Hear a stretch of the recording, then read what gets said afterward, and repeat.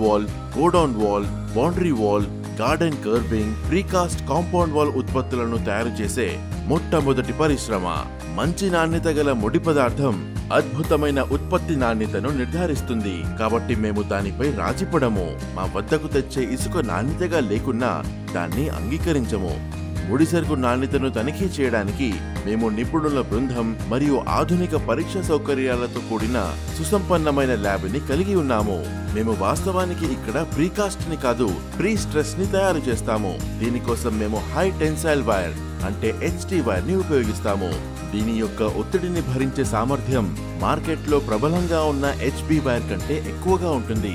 ఈ విధంగా మేము మా ఉత్పత్తిని మాత్రమే కాకుండా నమ్మకాన్ని కూడా బలోపేతం చేస్తాము.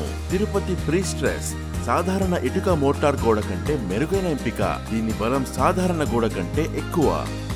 దీని నిర్మాణానికి చాలా తక్కువ సమయం మరియు డబ్బు పడుతుంది. దీని సరిహద్దు గోడ కూడా మన్నికైనది. నిర్మాణ నాణ్యతను నిర్ధారించడంతో పాటు సమాజం పట్ల మా విధులను కూడా నిర్వహిస్తున్నాము. మా పరిశ్రమలో పనిచేసే కార్మికులు తెలంగాణకు చెందినవారు.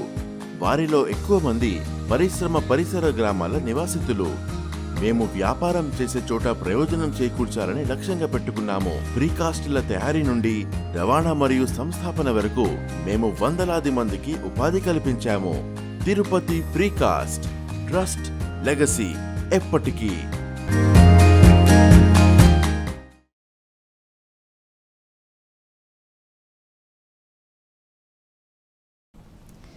NNTV తెలుగు న్యూస్ కి స్వాగతం. గ్రామాల్లో అభివృద్ధిని అడ్డుకుంటే ఉపేక్షించేది లేదు అని, ప్రజలకు ఉపయోగపడే పనులను త్వరితగిన పూర్తి చేసేందుకు కూటమి ప్రభుత్వం ముందుకు వెళుతుందని రూరల్ శాసనసభ్యులు గోరంట్ల బుచ్చయ్య చౌదరి పేర్కొన్నారు.